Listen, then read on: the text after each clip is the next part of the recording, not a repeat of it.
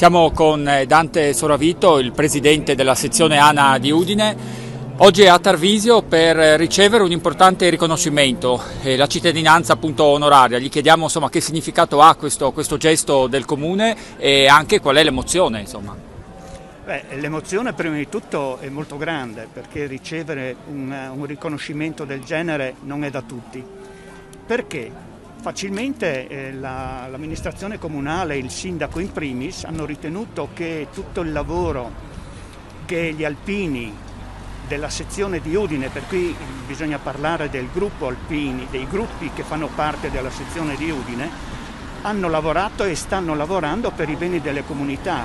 Quindi questo attestato di benemerenza, che è la cittadinanza onoraria, è quale ringraziamento per tutto il lavoro che gli alpini svolgono sul territorio, non solo del tarvisiano, ma bensì di tutto il territorio che ha la sezione di Udine, partendo da Lignano, Aquileia, fino appunto qui a Tarvisio.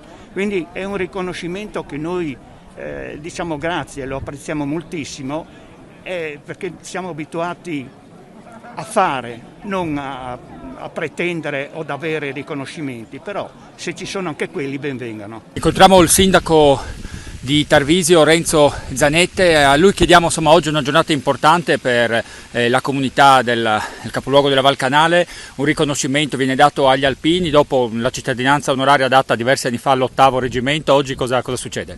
Succede che oggi facciamo la cerimonia ufficiale di conferimento della cittadinanza onoraria alla sezione di Udine dell'Associazione Nazionale degli Alpini. Un atto dovuto, un giusto riconoscimento che il Consiglio Comunale ha già deliberato lo scorso 14 aprile all'interno dell'ultimo Consiglio. Credo che sia un atto doveroso verso una tradizione, quella degli alpini, che ha fatto la storia della nostra comunità.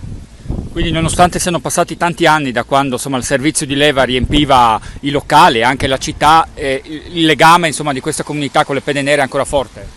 Il legame con le Penne Nere è fortissimo, anche perché abbiamo una grandissima collaborazione con gli alpini, con il gruppo del comune di Tarvisio, ma in generale con la sezione di Udine. Con loro stiamo anche organizzando dei prossimi eventi. Le Alpiniadi del 2024 abbiamo lanciato la candidatura, questi giochi sciistici invernali che permetteranno di poter portare a Tarvisio numerose Penne Nere per ritornare in quei luoghi dove per loro è stata la seconda casa. Le caserme, l'Alla Marmora, l'Italia, ormai strutture che non sono più in uso.